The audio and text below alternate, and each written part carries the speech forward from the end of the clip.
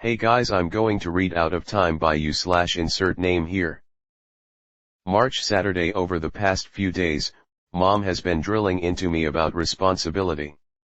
She's been giving me a lot more chores to do, and it all started when I missed the bus for school last week. Today she told Roderick and I that Grandma needed help moving some boxes in her attic, because she was planning on moving to Leisure Towers.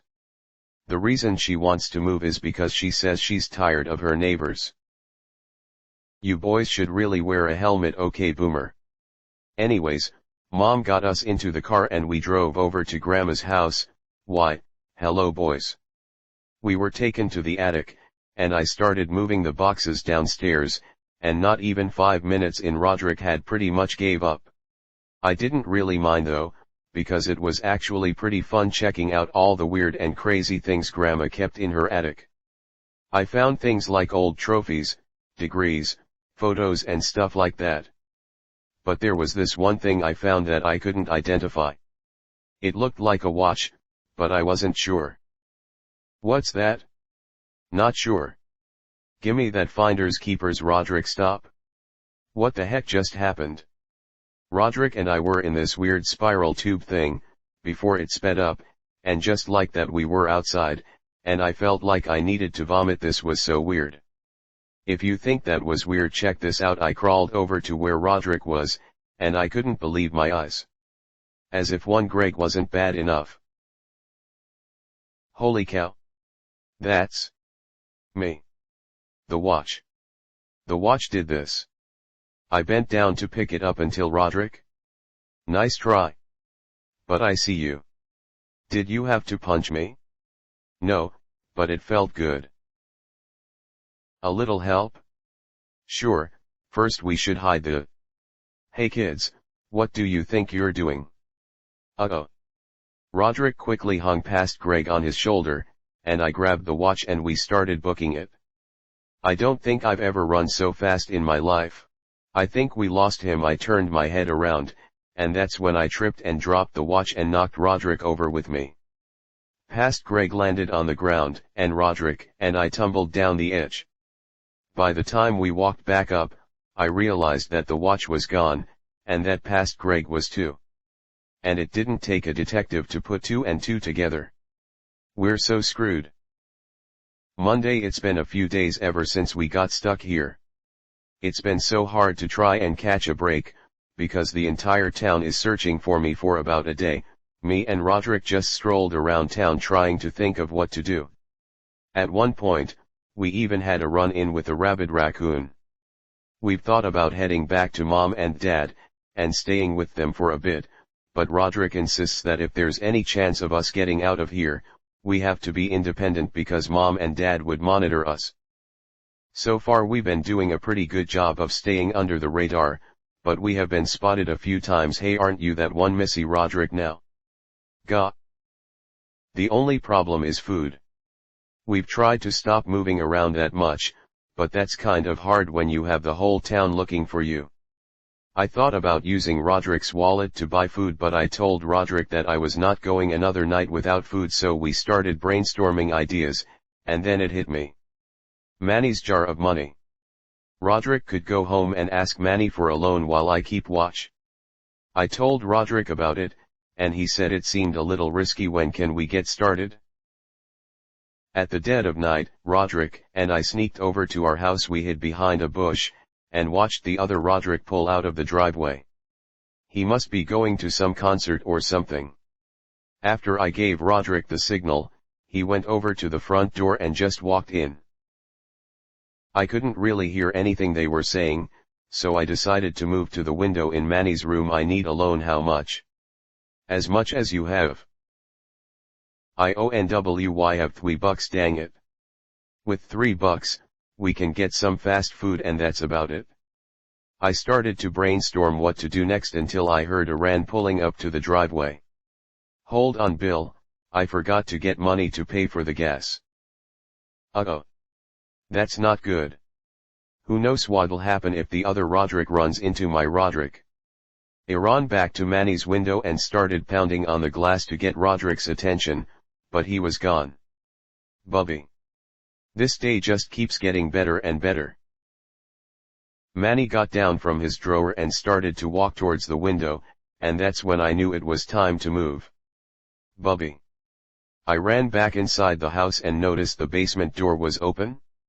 Yes, I still have a chance to get my Roderick out of gotcha Bubby. I tripped and my chin landed straight on the ground. I was feeling pretty lightheaded, and Manny put a backpack over my head and started dragging me towards his room. After a few minutes of darkness, he took the backpack off, and I was strapped to a chair by a jump rope. What in th? Where am I? This is an interrogation. What? Manny, now isn't the to-play dress you? Zip it? Who's the sock puppet? Sergeant Morris is more than just a puppet. On the 17th of March you were reported missing. So where have you been, Bubby? Manny, chill out. Shut up, Sergeant Morris. Just then, Manny started to punch himself in the face with the puppet. While he was dealing with his inner battles, I decided to try and escape. Hey, get back here. Haha, yes. I continued to stomp my way towards the door, and I did a hard turn straight for Roderick's basement, until I tripped and the door closed behind me. I rolled all the way down the stairs and the chair shaped like a twig. I'm pretty surprised the chair was the only thing to break, to be honest. I slowly crawled up the stairs and reached the door. I tried to unlock it, but it was jammed. Then I noticed feet under the door. I watched really carefully, and after a while, I recognized the shoes. They were Roderick's. Not my Roderick, though. I probably spent another 30 seconds just sitting there and waiting until I heard something ba. My phone. Manny, don't bump into me. I think the drugs are starting to mess with my head. I didn't expect to start hallucinating so early. Drugs? Huh, yeah, I'm in hallucination. In fact, why don't you go and lie down? I heard some footsteps depart, and I started to bang on the door. Roderick heard me and unlocked the door, and helped me back up. Roderick and I started to walk out the door, until I realized something. Why do you have Mom's purse? It was the only thing I could find that had money in it. On the way out, I decided to grab one of the jackets hanging on the door, before Roderick and I headed out the door. The point is, we'll be eating good tonight. Roderick and I headed over to the nearest Walmart, and I hid in the bushes while Roderick went to buy us some food. It was pretty intense, and I almost got spotted a couple of times, but thankfully Roderick wrapped things up pretty quickly. He handed me a sandwich, and I was about to take a big bite out of it, but beep beep beep beep. What the heck is that? Whatever it is, it's coming from Mom's purse. I opened the zip and I saw this. Oh no. Mom's tracking her phone. We need to leave right now. I turned around to tell Roderick, but then I noticed everyone was looking at me. They all started to crowd around me and were murmuring to themselves. It was only a matter of time before they realized I was the missing kid they were looking for, so the only good idea at that point was to run. Roderick followed suit and we started to run straight for the road, but the crowd blocked the path. We were cornered, and I was starting to hyperventilate, until I noticed the door to the Walmart was open a crack. I started sprinting straight towards the door and Roderick followed close behind. I quickly grabbed a shopping cart, and just like that, a chase started. I headed straight for the snack aisle and I started dropping some of the snacks to slow the mob down. I took a sharp straight towards the vegetable aisle and avoided the oncoming traffic. I took a sharp turn straight for the dairy section, and that's when I realized I was cornered.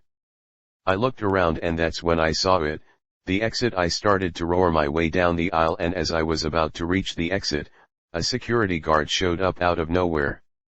I tried to slow down, but I guess I didn't try hard enough. The guy's gut absorbed most of the impact, and he flopped onto the ground and I landed straight on the pavement. Roderick finally caught up with me, and helped me up. We started to run, but then we came to a screeching halt. Welcome back, Bubby. Dad told us to get in the car immediately, and having to sit next to past Manny and Sergeant Morris was really awkward. Dad started to go on a speech about how irresponsible that was, and that they were worried sick. That's when it finally hit me.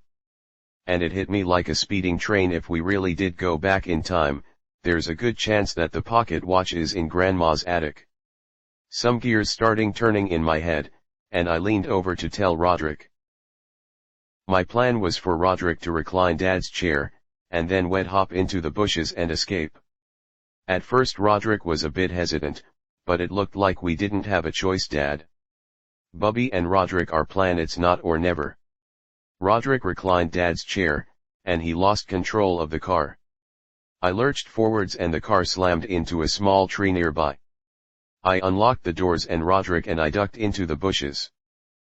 Roderick and I ran through the bushes, and before we knew it, we were at the foot of Grandma's house.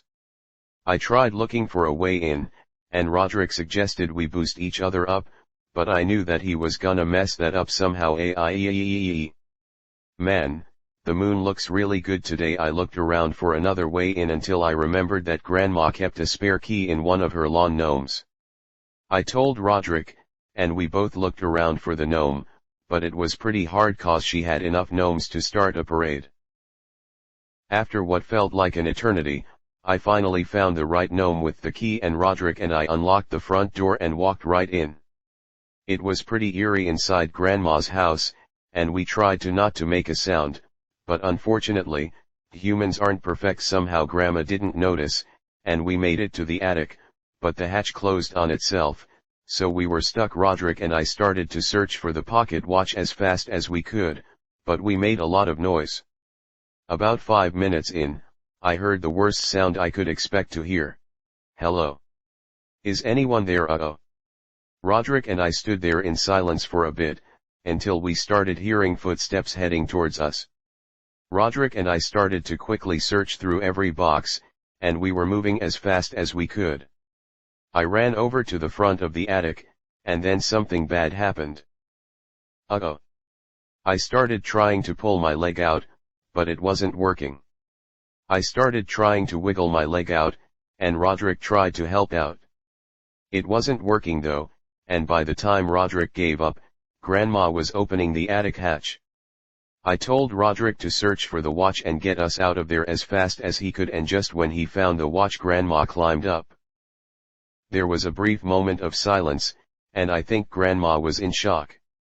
Boys, come with me. Grandma led us downstairs, sat us down at her living room and started to shut the curtains. I took my jacket off and then Grandma cleared her throat. Let me tell you boys a story. Every Friday my dad would take me out for camping. One time, I had to go find firewood, and that's when I found the watch. I grew more and more dependent of the watch, and when my best friend Ellie tried to take the watch away from me, I attacked her. I realized the watch was messing with my life, and I decided to hide it.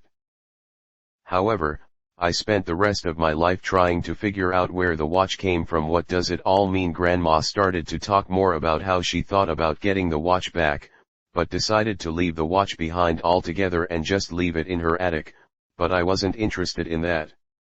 It was great to finally have some explanation for this all, but I heard someone coming outside and some movement through the windows. And that was when I heard the doorbell ring. Grandma walked over to the door, and motioned Roderick and I behind a table. Grandma unlocked the door, and guess who it was? Can I help? Officers? Yes.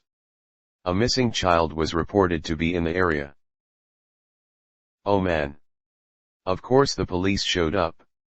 They began to question Grandma, and things were going well until I knocked over one of Grandma's lamps. Why do I always create noise at the worst time possible?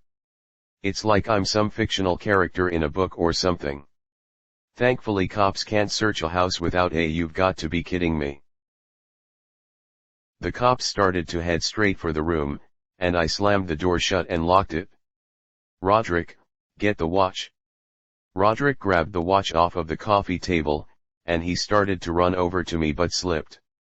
The watch slammed straight into the ground and started to go nuts.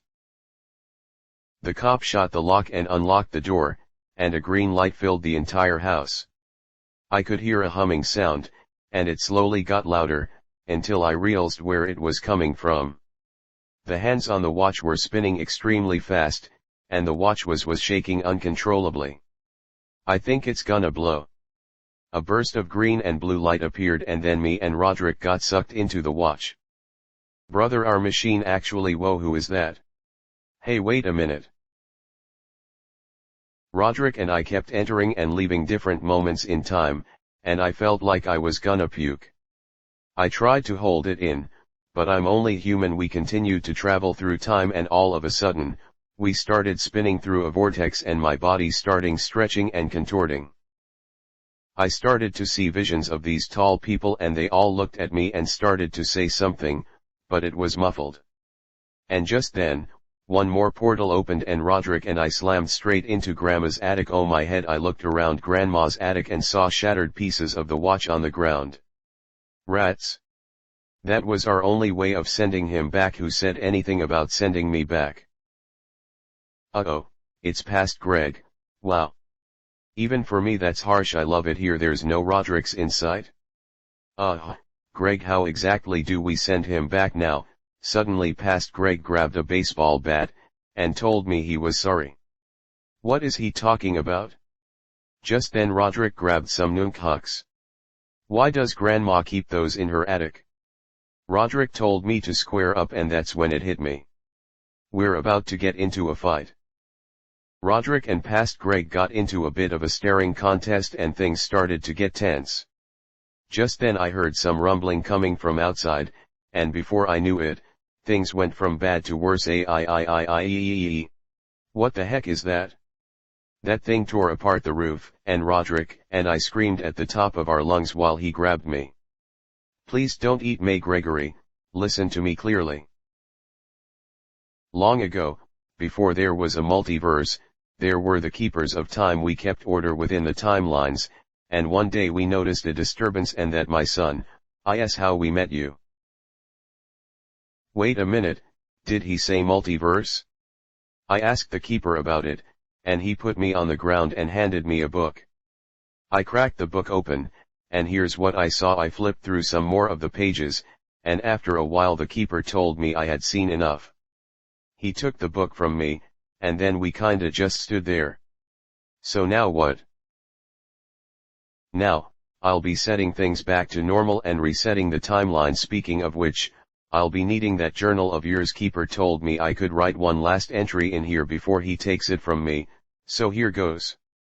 This experience taught me that time is both a blessing and a curse. Use it wisely. You only get one shot at this living thing, so it's important to make it count. Anyways, Keeper's starting to throw a hissy fit, so this is Greg Heffley, one of the world's first time travelers, sighing out. The end. The tower. Everyone, I'm back, and I've got the watch and the journal. What is everybody looking at through the telescope? He's back, to be continued.